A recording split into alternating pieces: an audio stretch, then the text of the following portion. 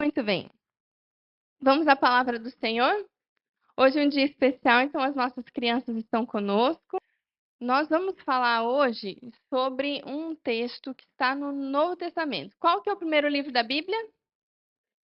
Boa, muito bem. Não trouxe rebuçado para celebrar quem acertou. Muito bem. E quais são os patriarcas? Ou pelo menos algum, vai, citem lá. Abraão. Abraão. Depois não entendi nada. Abraão e quem mais? Isaac, Jacó. Boa. Vamos começar com Abraão, tá bem? Hoje nós vamos contar um pedacinho de uma história que tem a ver com Abraão. Antes disso, agora para os adultos, tá?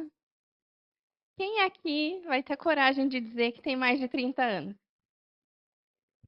Aleluia, não tô sozinha. Quem já tem 40? Tô quase. Chego lá esse ano. Muito bem. Ontem eu estava vendo uma pesquisa, obrigada, Vivi. Ontem eu estava lendo uma pesquisa de um psicólogo de Harvard, um pesquisador em Harvard, chama-se Tal Ben-Shahar, não sei de onde que ele é. E ele falou que estão pesquisando e estudando algo sobre a nossa geração, sobre os millennials. Nós, que somos a maioria dessa igreja, sofremos de uma falácia da chegada. Nós fomos ensinados principalmente pelo entretenimento, pelos filmes, pelos desenhos animados que nós assistimos, de que sempre existe um momento em que alcançamos algo e vivemos felizes. E hoje os pesquisadores já entendem que isso é uma falácia. Ninguém chega a alcançar algo e vive feliz para sempre, vive feliz naquele momento. Então, a nossa geração é uma geração que está sempre buscando uma coisa, uma conquista, para tentar ter o felizes para sempre. Não chega o felizes para sempre, está está sempre buscando outras coisas. Nós, adultos, guardamos essa informação que nós vamos falar sobre isso um pouco mais para frente na palavra, tá bem? Gênesis 16, do 1 ao 13. Lembrando que aqui Sara não se chamava Sara ainda, chamava-se. E Abraão não se chamava Abraão, chamava-se Abraão. Muito bem. Então não está escrito errado na Bíblia, tá? É só porque eles não tinham esse nome ainda. Júnior, que queira ler o texto? Sarai, mulher de Abraão, não lhe dava filhos, tendo, porém, uma serva egípcia por nome Agar. Disse Sarai a Abraão: Eis que o Senhor me tem impedido de dar à luz filhos. Toma, pois, a minha serva, e assim me edificarei com filhos por meio dela. E Abrão uniu ao conselho de Sarai. Então Sarai, mulher de Abrão, tomou a Agar, egípcia, sua serva, e deu-a por mulher de Abrão, seu marido, depois de ter ele habitado por 10 anos na terra de Canaã. Ele a possuiu e ela concebeu. Vendo ela que havia concebido, foi sua senhora por ela desprezada. Disse Sarai a Abrão: Seja sobre ti pronta que se me faz a mim. Eu te dei a minha serva para possuíres. Ela, porém, vendo que concebeu, desprezou-me. Julgue o Senhor entre mim e ti. Respondeu Abrão a Sarai: A tua serva está nas tuas mãos. Procede segundo melhor te parecer. Sarai humilhou-a e ela fugiu de sua presença. Tendo-a achar o anjo do Senhor junto a uma fonte de água no deserto, junto à fonte no caminho de Sur. Disse-lhe: Agar, serva de Sarai, donde vens e para onde vais? Ela respondeu: Fujo da presença de Sarai, minha senhora. Então lhe disse o anjo do Senhor: Volte para tua senhora humilha-te sob as suas mãos. Disse-lhe mais o anjo do Senhor: multiplicarei sobremodo a tua descendência, de maneira que, por numerosa, não será contada. Disse-lhe ainda mais o anjo do Senhor: concebeste e dará à luz um filho, a quem chamarás Ismael, porque o Senhor te acudiu na tua aflição. Ele será entre os homens como um jumento selvagem. A sua mão será contra todos, e a mão de todos contra ele. E habitará fronteiro a dos seus irmãos. Então ela invocou o nome do Senhor, que lhe falava: Tu és Deus que vê, pois disse ela: Não olhei eu neste lugar para aquele que me vê? Queria que a gente pensasse juntos um pouco nesse texto. Então, que personagens nós temos aqui? Abrão, Sarai e o anjo do Senhor. Muito bem. Nós vamos fazer aqui vamos falando do texto em duas partes. Nós vamos falar primeiro uma primeira etapa, do versículo 1 ao 6, se você tiver a Bíblia e quiser deixar aberta e acompanhando, e depois nós vamos falar da segunda parte. Vamos começar bem do comecinho. Deus prometeu uma grande descendência a quem? Ok. Quantos anos Abrão tinha quando Deus falou com ele? Não. Quando falou que ele ia ter uma. Lá em Gênesis 12. Não, menos. Quem dá menos não é quem dá mais? Não, menos 75. Foram procurar na Bíblia, ainda bem. Foram para o lugar certo. 75 anos. Abraão tinha 75 anos quando Deus dá a promessa de que ele teria uma grande descendência. Abraão já eram avançados em idade e não conseguiam ter filhos. Já haviam se passado nessa passagem aqui, olha, Deus falou com Abraão em Gênesis 12. Ele tinha 75 anos. Agora nós estamos em Gênesis 16. Já se passaram 10 anos. E filho que é bom? Nada. Não tinham filhos. Já tinham se passado cerca de 10 anos da promessa que Deus havia feito. Abraão já tinha 85 anos. Com 85 anos, você teria esperança ainda de ter filho? Não, né? Eu com os 40 já fico, acho que não vai dar mais nada, não. Abraão já está preocupado. Em Gênesis 15, ele já começa a conversar com Deus sobre a possibilidade de ter um servo como herdeiro, porque era muito importante ter um herdeiro, não é? Então, ele começa a pensar sobre isso. Sarai oferece a sua serva, que era Agar, como uma opção para tentarem ter um filho. Era um costume da época, inclusive diz que isso está registrado até no Código de Hammurabi. Alguém lembra que estudou isso na escola? Código de Hammurabi? Pois, inclusive nessa lei tinha um registro sobre esse tipo de costume. Isso era comum.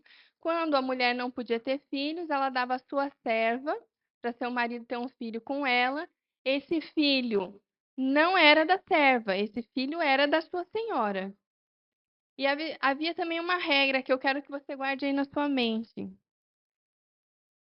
Enquanto a serva estivesse grávida, ela não podia ser mandada embora. Enquanto ela estava grávida. Portanto, Sarai oferece a sua serva para gerar um filho com Abraão. Agar era de onde? Egípcia.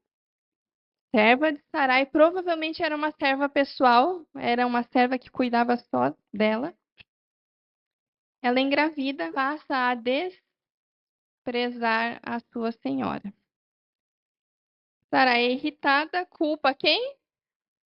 Já viram essa história lá no Gênesis também? Nós falamos sobre isso, né? Sempre a culpa é de quem, né? A culpa é sempre do outro. Mas Abraão resolve o problema, não é?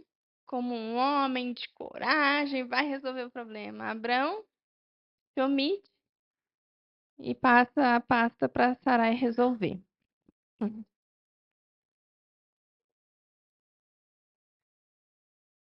Quem era Agar?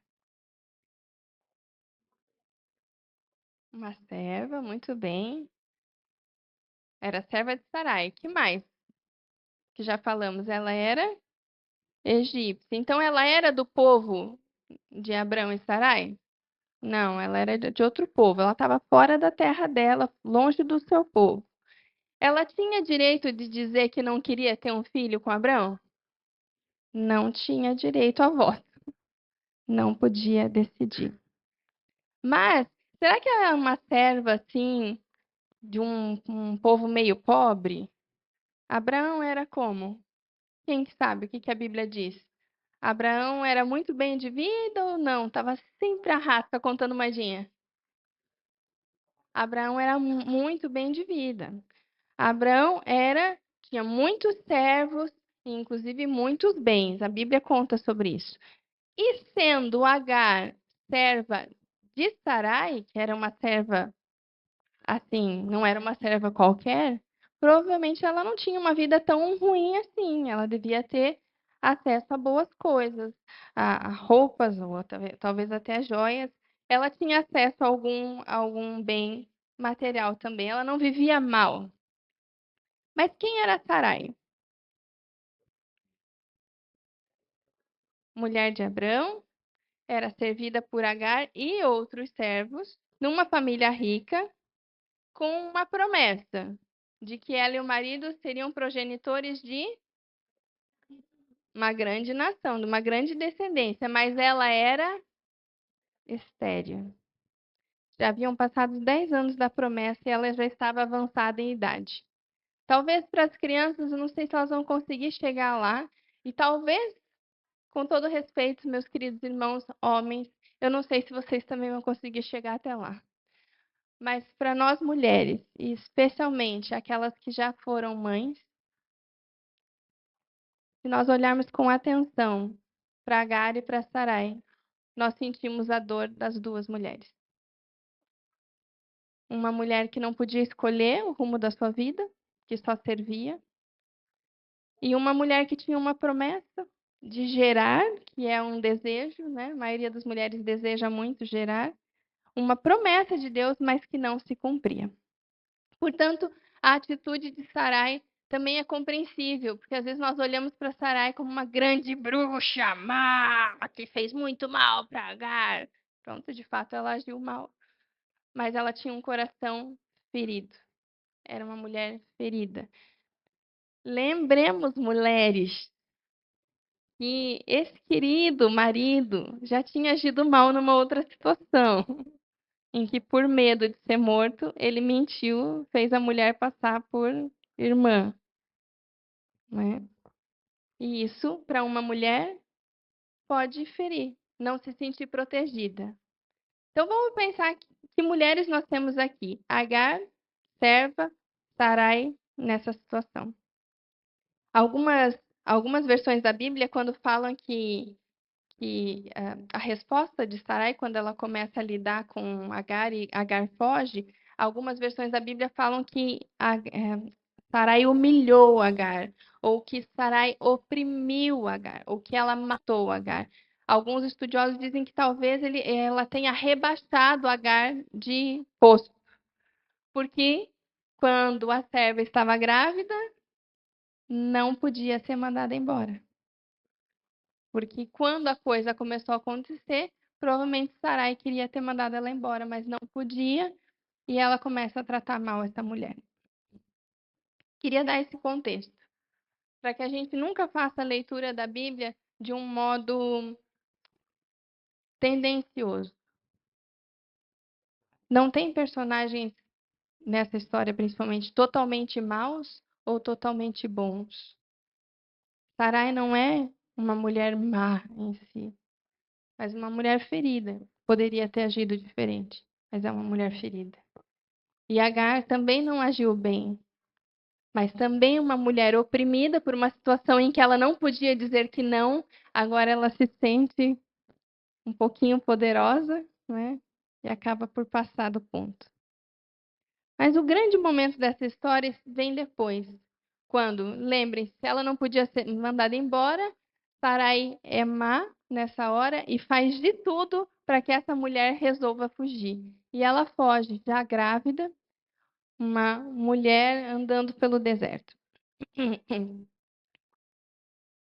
E eu queria que a gente prestasse atenção no versículo 7 ao 9. Se você tiver a Bíblia, você pode ler comigo.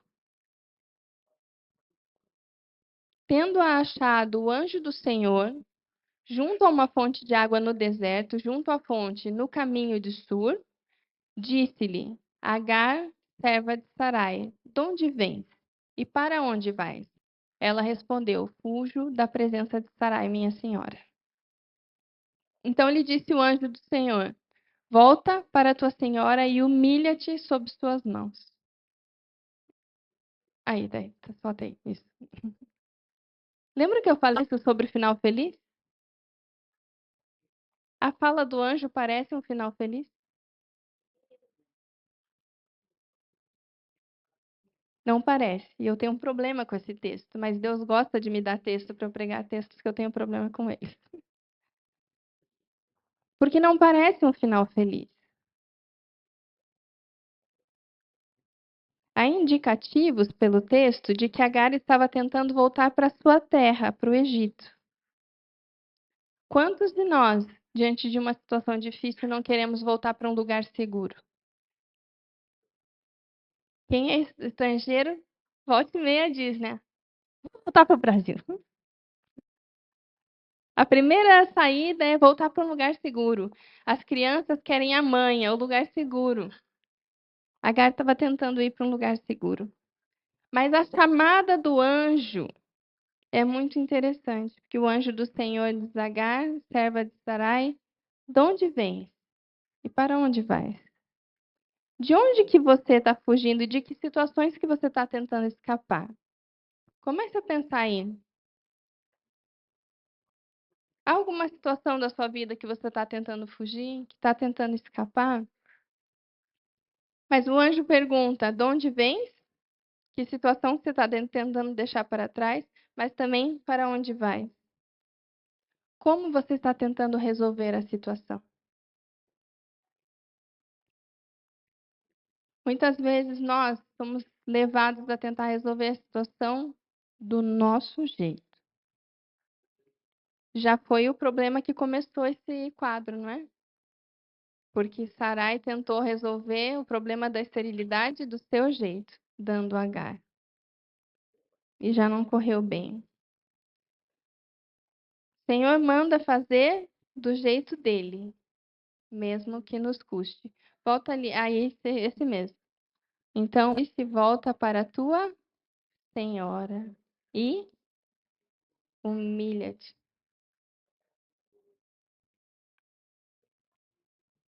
Porque o alvo de Deus, meus irmãos, não é que a gente seja feliz momentaneamente.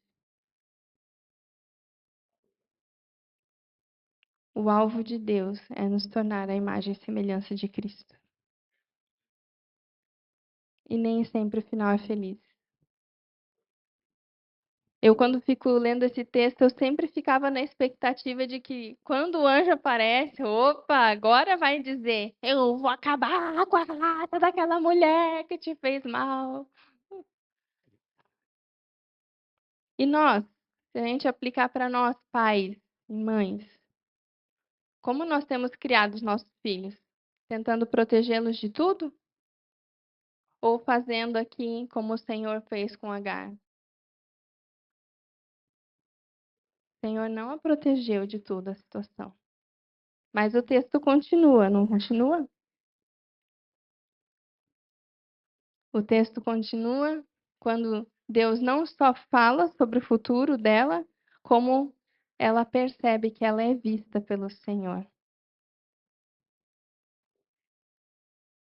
Vejamos lá, no versículo 10, do 10 ao 12. Disse-lhe mais o anjo do Senhor: Multiplicarei sobremodo a tua descendência, de maneira que por numerosa não será contada. Disse-lhe ainda o anjo do Senhor: Concebeste e darás à luz um filho, a quem chamarás Ismael, porque o Senhor te acudiu na tua aflição.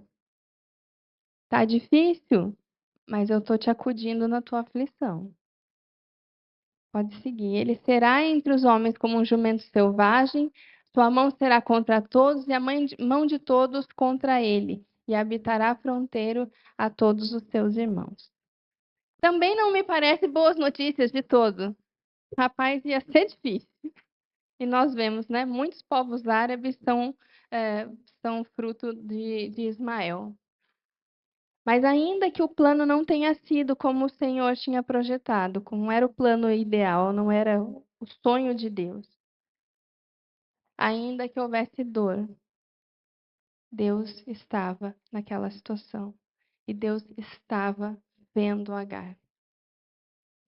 No versículo 13, desculpa, o versículo 13, por fim, diz assim: Então ela invocou o nome do Senhor que lhe falava: Tu és Deus que vê. Pois disse ela: Não olhei eu neste lugar para aquele que me vê? Vocês já viram? Nós, mães, sabemos bem disso, né? Que as crianças ficam: Mãe, mãe, olha aqui, mãe, mãe, mãe, mãe, mãe, mãe, mãe, né? E enquanto a gente não olha, eles não param, né? Porque o olhar de uma mãe, o olhar de um pai traz segurança. Você é visto naquele momento. E essa, mais do que qualquer coisa, irmãos, é a mensagem que eu queria que nós saíssemos daqui no coração. O Senhor é o Deus que te vê. E com esse olhar de pai, quem te dá segurança, ainda que a situação seja difícil. E mais, ainda que o Senhor te diga, não é para fugir, volta, enfrenta a situação, mas eu estou contigo. Deus não nos fez só para ter finais felizes, como a nossa geração tem tentado lutar ao longo dos anos. Deus nos fez para sermos a sua imagem, para dar glória ao seu nome. E muitas vezes o processo de dor faz parte disso. Não fuja do processo de Deus na sua vida. Eu sei que tem vezes que a gente quer fugir. Mães, eu sei que às vezes a gente quer fugir. Mas isso serve para todos. Mas o anjo, quando fala com ela, inclusive, eu fico pensando a raiva daquela mulher. Porque o anjo fala várias vezes para. Primeiro fala, Agar, serva de Sarai. Já diz quem ela era e de onde que ela. Não, Deus não tira essa parte da identidade. E depois Deus volta a falar a mesma coisa. Repetir, serva de Sarai. Volta para tua senhora. Ah, mas eu não aguento mais essa situação. Pois se Deus mandar você voltar e se submeter a essa situação, volte. Volte. Não fuja. Não fuja. Mas saiba que o Senhor está contigo. E Ele te vê. O meu desejo nessa manhã é que cada um de nós, a gente não só dê um nome para Deus, como Agar deu o nome para Deus, o Deus que me vê. Mas o meu desejo é que você tenha esse encontro, porque Sarai termina falando assim: Não olhei eu neste lugar para aquele que me vê? Ela teve um encontro com aquele que vê. E meu desejo profundo nessa manhã, irmãos, é que você e eu tenhamos nessa manhã um encontro com aquele que nos vê. Eu não sei se eu consigo expressar essa profundidade do que é esse olhar de Deus para nós.